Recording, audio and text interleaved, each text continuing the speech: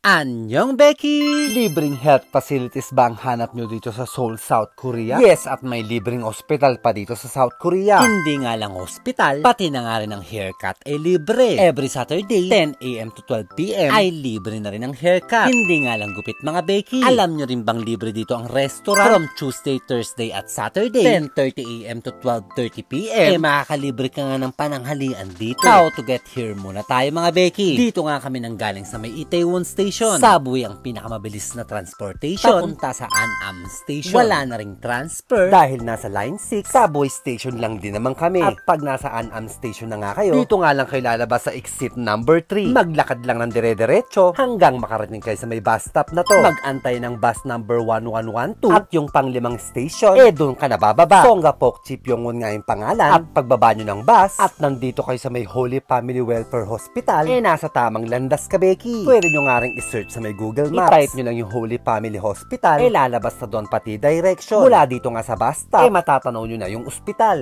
Anyong Becky! Ayan si Lodi, si Dito. Anyong! Anyong Becky! It's Thursday, day off ng mga Becky ulit. So last week hindi kami nakapunta, kaya ngayon kami pupunta at kukuha ng aming result.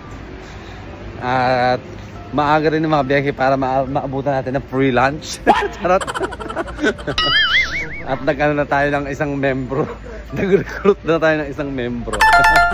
Hello po, te!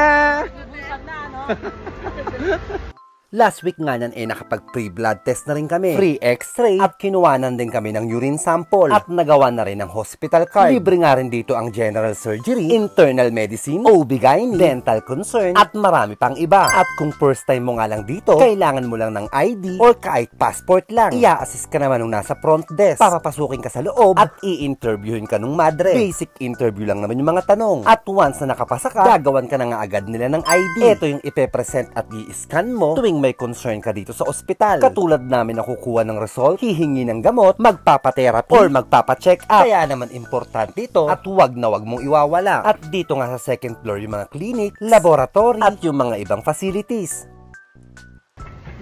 Buti si mother, tapos na. Perfect, makakapag-lunch ka na mother. Nakakuha na tayo ng papel. Kukuha lang tayo ng result kasi last week nakapag na tayo, medical. Nakuha tayo ng dugo, x-ray, lahat-lahat.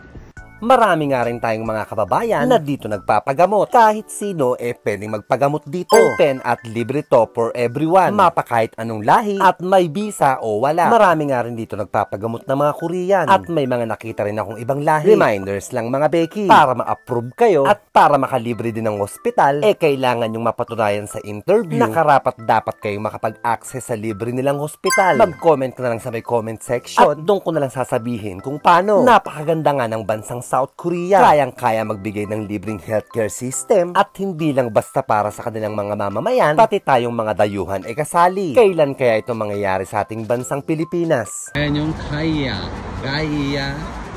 Gate, pasok ka lang dyan. Ang tanging kailangan nyo lang dito ay inyong ID para makapasok sa libreng restaurant. Yan. Show your ID. Get free haircut this Saturday. 안녕하세요. 네. 알게요. 네, 감사합니다. 오케이. Just a moment. 3인. 감사합니다. 8분이요.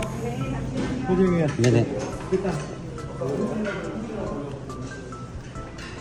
감사합니다. 네.